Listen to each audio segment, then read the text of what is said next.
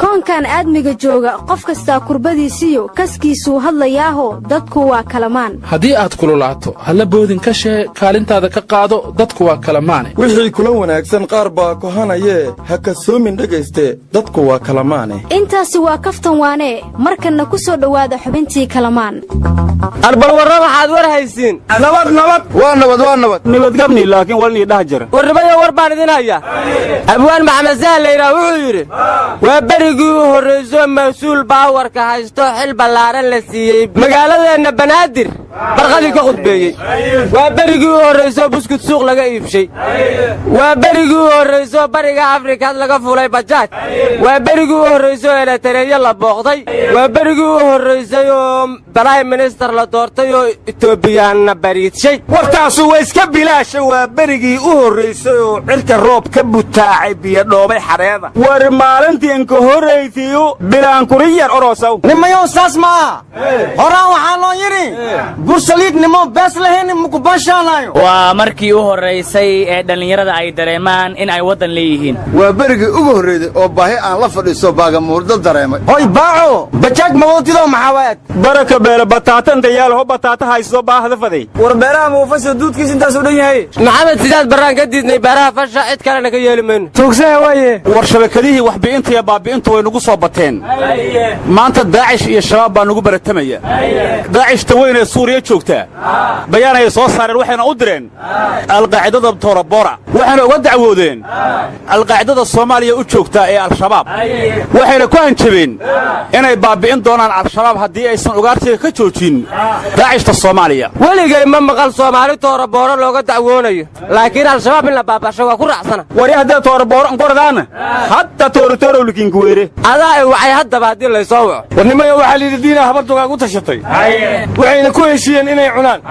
diinkii waxa loo sheegay akhbaartii habardugaaga ay ugu tashteen diinkina wuxuu yiri meesha igu tashanayeen soo ilaahay ma joogin ilaahayna qalafka aad aragteen ee weyn ku daboolay diinkii marka meesha daacish al-qaacida ay noogu tashanayaan soo ilaahay ma joogo nimayo horaan waxa loo yiri war galay ma naqahayo war nimanku annaga nooma kala wanaagsano waana dilayeen inay isdilaan soo dan nooma aha wariya lama marada meeliga dagaalantay ay saka baaba horeba waxa loo yiri allow laba dibi isku jaanqaad oo mid noo jibi aan jirjiganno jiirka kala baxneen hay soo kala reebeen kay soo reebaan ba anaguna reebi doonaa war nimayo balaayooyinka aniga inta way gala badan yihiin erayada macaan ee abiin nagu ikbaarayo iyo oramada eheladii weerarka u aaday labadaasi ayahay dhashaan la arki doona xabad kama fahmin aniga oramo uma sheegin adeer kuma qosayso nimayo waxa la yiri nabad iyo markii nolol la helay ee la wada naaxay naaq barbaa jiray ayana dooda soo naqay warniyow gawigaada waxba kama fahmin waxaan u maleynaa markii la xaqiisin uu la Sheekh Shaakir warniyow warkaaga waxaan u fahmay habartii docdooda daruuruhu ka horeen dadku wada helmoodo dad warracay tiri ayaduba waxba ma haleeno waxay aragtay sheegtay war ma haysiine Cornel Gabra xabsiga ayaa loo taxaabay kaligiisna ma ahan oo 80 saraakiil ah oo inta badan Soomaaliya dhibaato u geystay ayaa la xiray marka nimanyo bur iyo biyo loo kala baxaya intii dambi naga gashayna waa eedi doonaan war adeeru Gabra waa lacagaystay kuwa baahan baa lagu bedelayaa maxaa ku kordhaya geeska Afrika nabad baa ka dilaacday dadkuna way wada noolaanayaan war Gabra ma farmaajo xilli ka qaado war farmaajo iyo Abi Ahmed way sogyiin warnamiyo ani warsiin hay gujudi koonfur galbeed la kahay walka gudibi mardhow doorashadii hadhiyaasa laari gudigii hata hor isa zili duba laha magacaabi hano kale mayka heesa abwaan meelirooga martiley koyti ma koyne tumani lamaade galanjele kase martiley koyti ma koyne tumani lamaade galanjele kase yali war muruntan yana murungnaba mardhow walgobada doorashadeeda ariiro in qarawti inda wayti toosti koonfur galbeed war xildhibaan fiqi wuxuu yiri qaraxyadii hotel saxafi ka dhacay shirqool bay ahaayeen lala beegsanayay aniga iyo xildhibaano kale waxaana soo abaabulay shabaab iyo dawladda isku dhex jira sababtoo ah hubka iyo dariiska ugu jiray shabaabkaba dawladda lahayd marka anigu waxaan la yaabana xildhibaanku habeenku xasan shiikh ballanka inta la galay uga baxay isagana inta farmaajo ballanka la galay uga baxay afka waa isku darilayaa ka bacd xabel laga xaday xaalkii waa shibe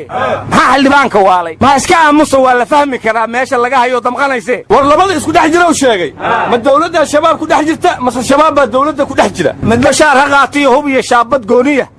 shaki ma leh inay laba shabaab wada shaqeeyaan war waa la bedelay gabaygaasniyo midba hub ha qaatiyo weji xirasho gooniyahe shaki ma leh inay laba argagixiso isdilayaan war booliska kenya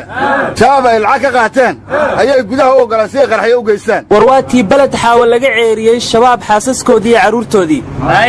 iyaguna waxay yidhaahdeen haddiina la ceeriyo waa goodoominaynaa war xamar aan la goodoomi karine maan ka ceyrinna carruurtooda iyo xaasaskooda war xaggee joogaan ha la ceeriyo ma xume su'aashaas awalan ka baqayo anigu inay ugu soo laabato war macallimiintii markay qaasin markii qandaraaskii goto iskuul ay qaadatay howlgelisay oo la yidhi mustaqbalka waxaad noqonaysiin mushaari rasmiya waxay yidhaahdeen markii xuquuqdeenni la helay ayaa waxaana la yidhi goto home kadibna waxaa la qortay macallimiin kale war markii hore waa tii la yidhi goto iskuule ma markay muddo soo shaqeeyeen ayoon xuquuqdoodii la siin la yidhi goto home see ku dhici kartaa war gabaar deeb karafadii muraadiyay deeriya la yidhi danto hobelka deeri goto huwe wala ere horaan waxaa loo yidhi dafa haddii malab lagu qabeeyo galar miisku bedelays abadan waay war goodaxa ma taqaaniine goto home baa sheegaysaana goto hel ayuu leeyahay hadduu rabo gooto iskuul ma waxaad ka wadaan iskoolka ardadu ha u googoydo war bayle wasiirka maaliyadda waxaa la yidhi xisaab xirkii 2017 ma keenin tii 2018 ma keenin hadda 2019 miisaaniyad loo ansixinayo ma jirto war bayle lacagtii ma uusan xisaabin cidna ka yeeli ma anigu yahay ii sheeg war warkaasi socon maayo xildhibaanadu macaamil waa yaqaanin baylena waa la macaamilaya war wiilashayba lama caamilo ilaan deengabal ay deengnan ka darna abadan war maamul goboleedyada muxuu u leeyahay wasiir bayle xisaab xir ha keenaan haddii asagaba uusan keenin xisaab xir war madaxweyne xaaf taniya markii cadaadad laga doortay in la yiraahdo baasto dambe liima keeni karo yiri war maadaan maqal madaxweyne baastan ku nacay baga muudaa war warkii hore war soo dhaaf waayay qorof lahaa limida la yiri wariyihii jamaal qashuqji dilkiisa wuxuu ku cadaaday bin salmaan dhimasho suugaha sacuudiga war dhimasho sugihii sacuudigu ma dambiilu noqdo asaga cunay hilibkii wariyaha war madaxweynaha Filibiin waxa la yidhi shirar badan ayadoo laga sugayo iska seexday war gaadriyeysnaayay horaan waxaa loo yidhi nin saacdo saacis dibiyeen dhashaa war yaaya dharka waa yasaabaa la yidhi ruuxii waalan markaad waala jirtaan la gaaray ordaha naga taga madabaan isku duufeen dariishadan ka dayaa isku duufeen dariishadan ka dayaa lama dabaan isku duufeen dariishadan ka dayaa